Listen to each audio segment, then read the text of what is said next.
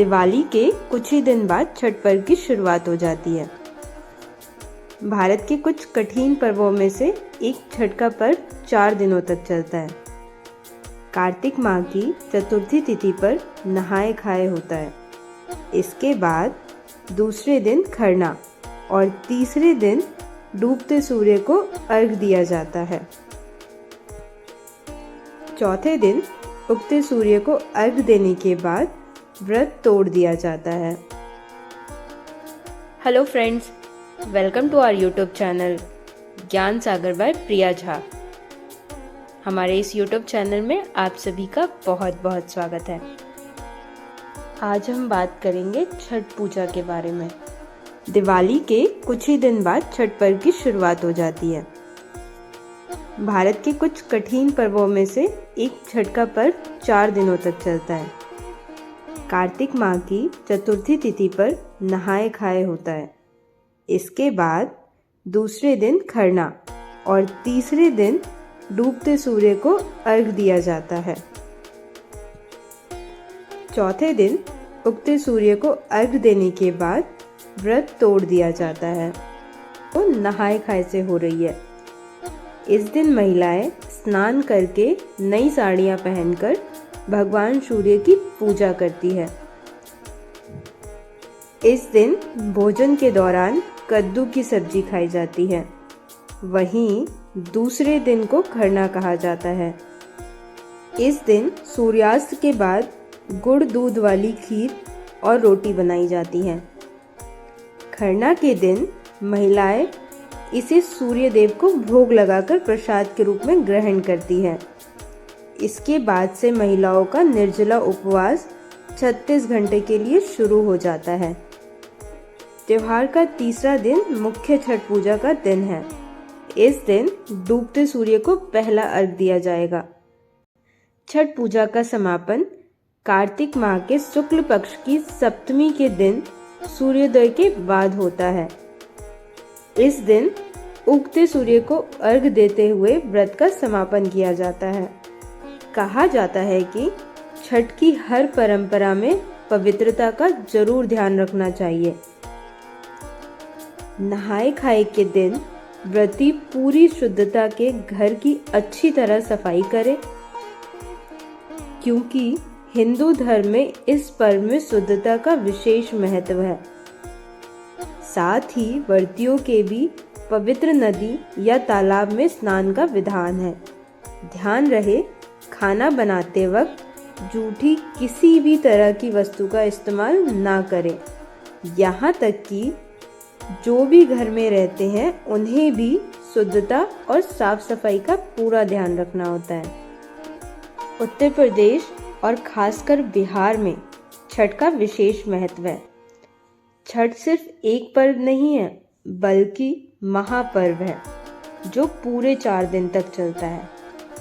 नहाए खाए से इसकी शुरुआत होती है, जो डूबते और उगते हुए सूर्य को अर्घ देकर समाप्त होती है। ये पर्व साल में 2 बार मनाया जाता है। पहली बार चैत में और दूसरी बार कार्तिक में। चैत शुक्ल पक्ष षष्ठी पर मनाए जाने वाला छठ पर्व को चैती छठ और कार्तिक शुक्ल पक्ष षष्ठी पर मनाए जाने वाले पर्व को कार्तिकी छठ कहा जाता है। छठ पूजा की परंपरा कैसे शुरू हुई? इस संदर्भ में कई कथाएं प्रचलित हैं। एक मान्यता के अनुसार जब राम और सीता 14 साल के वनवास के बाद अयोध्या लौटे थे, तब रावण वध के पाप से मुक्त होने के लिए उन्होंने ऋषि मुनियों के आदेश पर राजसूय यज्ञ करने का फैसला लिया। पूजा के लिए उन्होंने मुग्धदल ऋषि को आमंत्रित किया। मुग्धदल ऋषि ने मां सीता को गंगाजल छिड़ककर पवित्र किया और कार्तिक मास की षष्ठी तिथि को सूर्य देव की उपासना करने का आदेश दिया।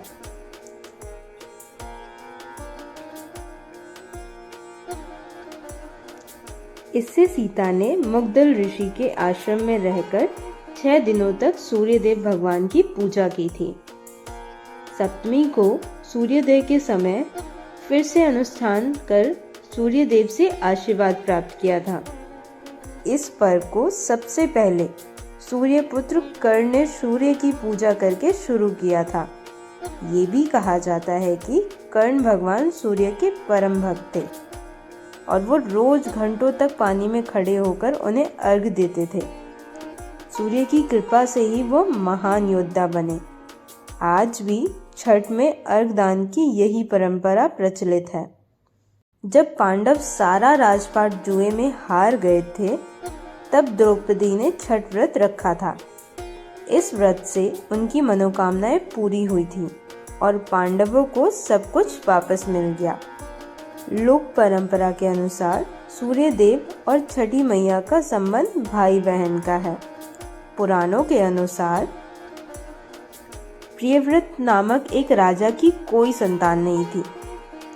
इसके लिए उसने हर जतन कर डाले, लेकिन कोई फायदा नहीं हुआ। तब उस राजा को संतान प्राप्ति के लिए महर्षि कश्यप ने उसे पुत्र येष्टि यज्ञ करने का परामर्श दिया। यज्ञ के बाद महारानी ने एक पुत्र को जन्म दिया, लेकिन वह मरा पैदा हुआ। राजा के मित्र बच्चे की सूचना से पूरे नगर में शोक छा गया।